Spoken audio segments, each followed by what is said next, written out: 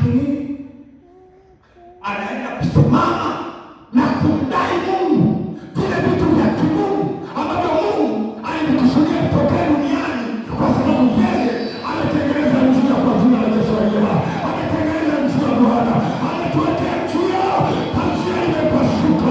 Tunakwenda sasa kwenye kitu cha enzi cha Baba kudai hatima zetu. Ndio mtu mmoja litambue kwamba yeye sio mtu wa kawaida. Nataka muelewe jambo, hata wageni mnaokuja kuabudu hapa, haya ndiyo maneno yetu. Sisi hatuna mtu wa kawaida humu ndani, ni majembe na nilikuwa naangalia ile nguvu ya kusukuma mbele.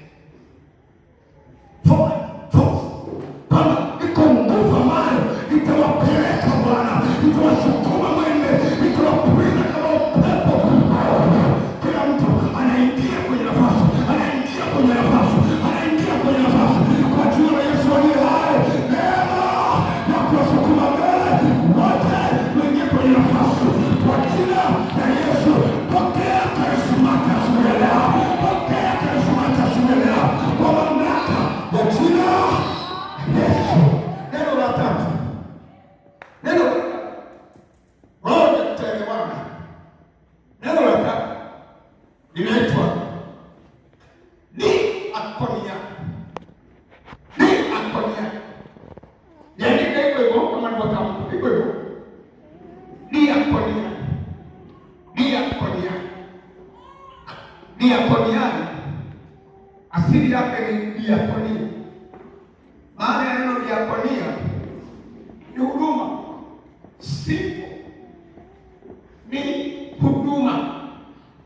Ulipokuwa zamani nyumbani, unasikia baba paroko amekula udiakonia, sawa, amekuwa mdiakonia.